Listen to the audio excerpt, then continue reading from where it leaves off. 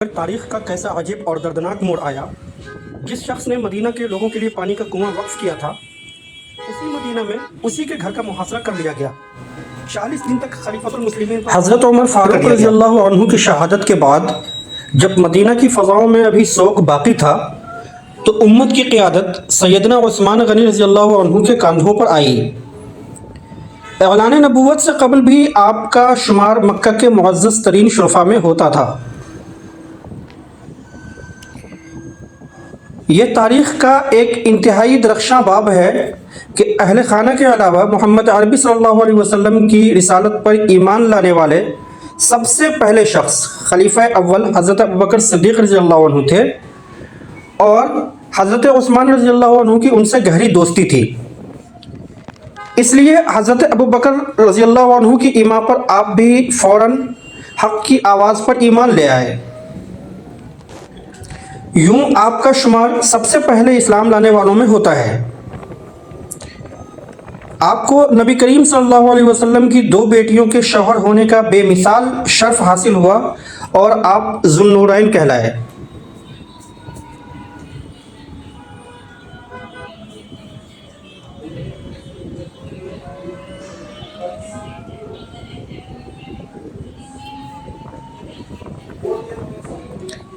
اسلام کی خاطر سب سے پہلی ہجرت کرنے والوں میں بھی آپ کا نام سب سے نمایاں ہے۔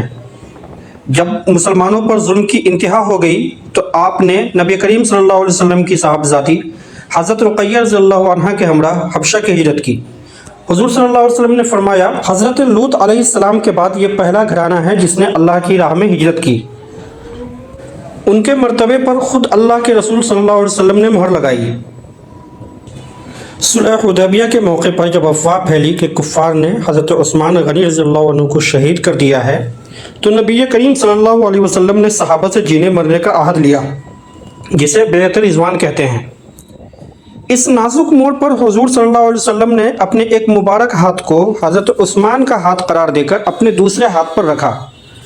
جن کا ہاتھ سرور کائنات صلی اللہ علیہ وسلم کا ہاتھ بن جائے، ان کے مقام کا عالم کیا ہوگا۔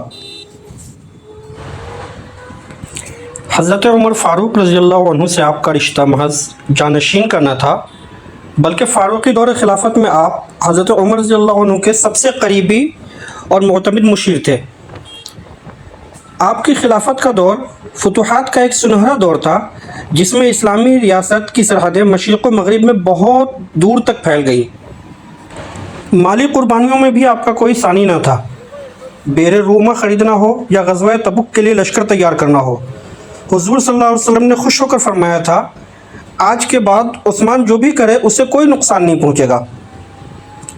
ان کا سب سے عظیم کارنامہ یہ ہے کہ جب فتوحات کے باعث دور دراز علاقوں میں قرآن کی تلاوت میں لہجوں کا اختلاف سامنے آیا تو یہ حضرت عثمان رضی اللہ عنہ کی بالغ نظری تھی، جس نے پوری امت کو ایک ہی مصحف پر جمع کر دیا۔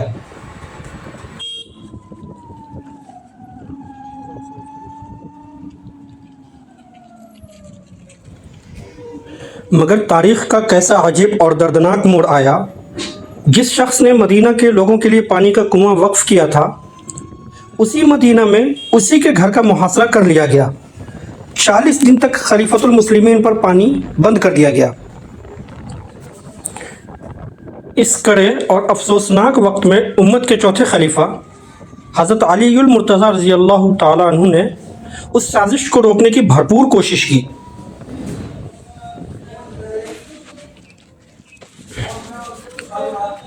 بلوائیوں کو سمجھانے کے ساتھ ساتھ حضرت علی رضی اللہ عنہ نے اپنے جگر گوشوں حضرت امام حسن رضی اللہ عنہ اور حضرت امام حسین رضی اللہ عنہ کو ننگی تلواروں کے ساتھ حضرت عثمان رضی اللہ عنہ کے دروازے پر پہرے کے لیے مقرر فرما دیا تاکہ کوئی باغی اندر داخل نہ ہو سکے۔ یہ ان ہستیوں کے درمیان سچی محبت اور اخوت کی سب سے بڑی دلیل تھی۔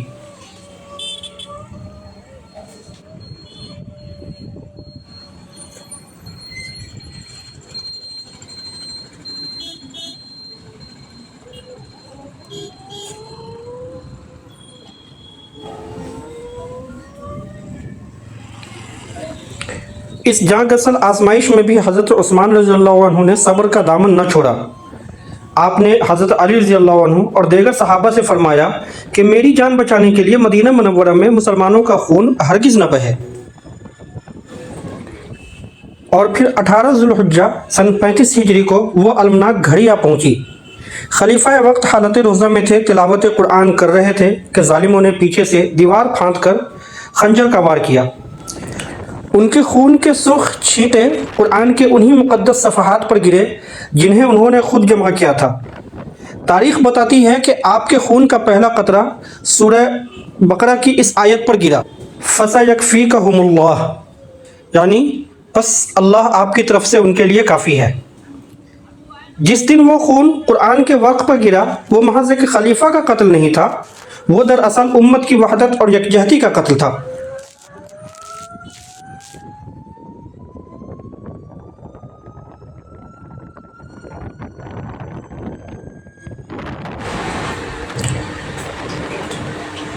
بڑھتا جاتا ہے اعضاء کا تیری تاوان بہت،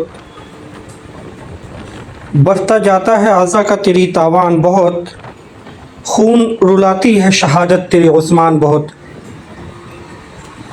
اور کوئی نہیں دنیا میں تو ایک ذو النورین، خوش رہا تجھ سے سدا صاحب قرآن بہت۔ فَسَيَكْفِيكَهُمُ اللَّهُ کا ہے وہ محرم جس کے دل میں ہے تیری ذات کا عرفان بہت۔